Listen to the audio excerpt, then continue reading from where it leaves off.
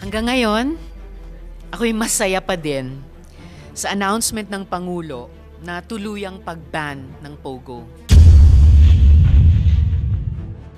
Unang-una sa lahat, papasalamat po ako sa ating Pangulo at malinaw na sinabi niya na banned na ang lahat ng Pogo sa ating bansa. Kaya ako naniniwala na ang ating Pangulo ay alam niya kung ano yung nangyayari sa ating mga komunidad.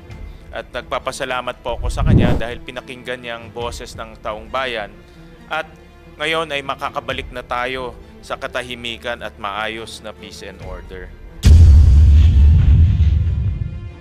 Hanggang ngayon, ako'y masaya pa din sa announcement ng Pangulo na tuluyang pag-ban ng Pogo. Nagbunga po ang ating paghihirap. Nagbunga ang tapang ng ating magigiting na mga witnesses. Nagbunga din ang tiyaga ninyo sa mga hearings natin dito sa Senado. Malinaw pa sa sikat ng araw, Pogos are banned. IGL man ang tawag o Pogo, iisang animal lang yan. At pareho nilang kailanganing lisanin ng ating bansa. Huwag po tayong magpaloko sa mga galit sa pagbabago. Those who wish to steal the thunder from this important announcement. I also want to ask our government agencies, what is the plan for the phase-out? I'm aware that the Bureau of Immigration has given foreign Pogo workers 60 days within which to leave the Philippines. Paano natin matitiyak na yung nakapasok na masasamang loob, hindi sila maa-absorb lang sa mga iba't ibang illegal na gawain dito? Paano din natin matiyak na yung mga na-traffic na mga foreign na Paano din natin matiyak na yung mga na-traffic lamang na mga foreign nationals ay mabigyan ng tulong at kalinga as they find their way back to their home countries? Gusto din matanong ang mga otoridad, are there already plans in place for the absorption of the Filipino employees who will be affected? How do we help them, displaced, reintegrate back into the job market? Kasi baka matraffic lang din sila palabas dahil alam ko, nagpa-pack up na ang mga Chinese bosses at naghahanda ng pumunta ng Cambodia.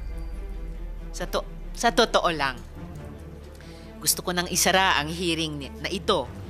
Pero hindi rin po natin pwedeng isara pa ang hearing na ito na hindi natin ganap na natukoy sino-sino ba ang kailangang managot sa karumal-dumal na mga operasyong ito na nagdala ng pahirap sa ating mga kababayan. Di naman pwede na nagpakasasa sila ng hanggang 8 taon tapos pagsara ng Pogo, pagkatapos nyong mabusog, goodbye na lang. Thank you na lang. Safe sa vault ang nakubrang mga bilyones mula sa torture, scamming at pasakit ng iba. That would not be justice. Nung nakaraang hearing, pinangalanan ni Chair Tenko si Attorney Roque na nakipag-usap sa kanya para sa Lucky South 99. Inimbita namin siya. Una nang nagkumpirma via text sa committee secretary at nagsabing hahabol siya pagkatapos ng kanyang hearing. At ina-announce sa media na ibubunyag daw niya ang King and Queen of Pogo. Kaso pagkatapos nun, bigla kaming nakatanggap ng letter of regrets dahil may hearing siya. Hindi na. Okay. Sa mga nagtatago ngayon, the long arm of the law will soon reach you. Guo Huaping, tahasan kang nagsinungaling sa komiteng ito. Tahasan mong sinuway ang sabina at contempt citation. You may be able to hide now, but you will not be able to hide forever. I also ask our law enforcement agents, you have done a lot. But there is a lot that still needs to be done. and swiftly. From our sources, we know that Hong Jiangyang is now in China and booked a flight on 25th July to Thailand from China but did not fly. Mabilis po sila kaya dapat tayo mas mabilis pa. I will now ask my colleagues, Senator Sherwin and any other colleagues who will arrive, and thank you for joining our hearing again. I will ask them if they have opening statements, after which I will ask the committee secretary to acknowledge the resource speakers, administer the oaths to any who have not taken it, and make a report of the subpoenas and arrest orders issued. So, Sen. Sherwin, would you like to make an opening statement? You have the floor. Maraming salamat, Chairperson. Unang-una sa lahat, nagpapasalamat po ako sa ating Pangulo at malinaw na sinabi niya na banned na ang lahat ng pogo sa ating bansa. At ulitin ko lang po yung kanyang malinaw na statement noong huling Lunes, during the State of the Nation address. Ang sabi niya, at ngayon po, narinig po namin ang malakas na sigaw ng taumbayan laban sa mga pogo. Disguising as legitimate entities, their operations have ventured into illicit areas furthest from gaming, such as financial scamming, money laundering, prostitution, human trafficking, kidnapping, brutal torture, and even murder. The grave abuse and disrespect of our system of laws must stop. Kailangan nang itigil ang panggulo nito sa ating lipunan at paglalapastangan sa ating bansa. Ang sabi niya, effective today, all pogos are banned. I hereby instruct PAGCOR to wind down and cease the operations of pogo by the end of the year. Malinaw na malinaw po ang kanyang pag-utos na lahat po ng pogo ay banned na sa ating bansa. At dito, hindi niya hiniwalay yung tinatawag na legal o illegal pogos. Lahat ng uri ng pogos ay banned na sa ating bansa. Kasama dyan yung tinatawag na IGL or Internet Gaming License na pumalit sa branding ng pogos. At dito sa kanyang talumpati, nakikita natin na klaro sa kanya na itong mga pogos, ginagamit lang yung lisensya na ibinibigay ng gobyerno sa paggagawa nila ng mga hindi magagandang krimen sa ating bansa. Kaya ako naniniwala na ang ating Pangulo ay alam niya kung ano yung nangyayari sa ating mga komunidad.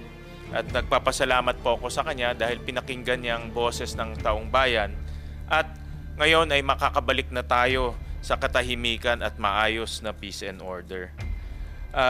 Katulad ng ating chairperson, hindi rin po tayo kontento sa mga ginagawang raid. Pero nagpapasalamat rin ho tayo sa ating mga enforcement agencies sa kanilang sakripisyo at pagbubuwis ng buhay sa mga ginagawa nilang pagsulong o raid. Pero hindi sapat to. Importante na meron tayong makulong. Importante na ang mga taong nasa likod nito ay managot.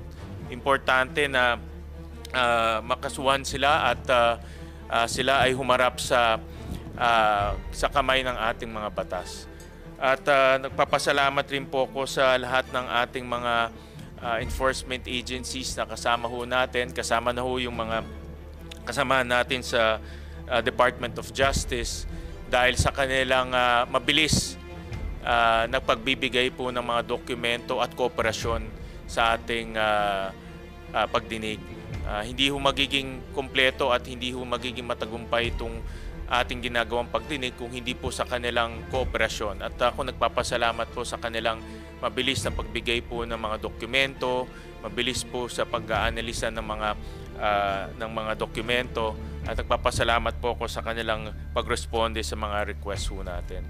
So, ngayong araw na ito, gusto rin ho katulad ng ating chairperson, gusto rin ho natin marinig yung plano ng ating gobyerno sa pag-wind down o pagsasara nitong mga pogo sa ating bansa. Tinatayang merong mga 20,000 na mga kababayan natin na nagtatrabaho sa pogo At importante na mabigyan natin kaagad sila ng kapalit na trabaho at suporta, temporary support dahil sa paghahanap po ng trabaho. So muli, nagpapasalamat po ako sa ating chairperson sa kanyang determinasyon at tuloy-tuloy na pagdinig. At nagpapasalamat ako muli sa lahat po ng tumulong para po maabot natin ito. Matagal na natin inaasam na pagbaband ng Pogo sa ating bansa. Maraming salamat po. Maraming salamat, Sen. Sherwin. Ngayon, Comsec, paki-acknowledge yung ating mga resource persons, i-administer yung oath sa mga hindi pa nakagawa nito, at i-update yung komite sa status ng mga inisyu nating mga subpoena at saka contempt citation.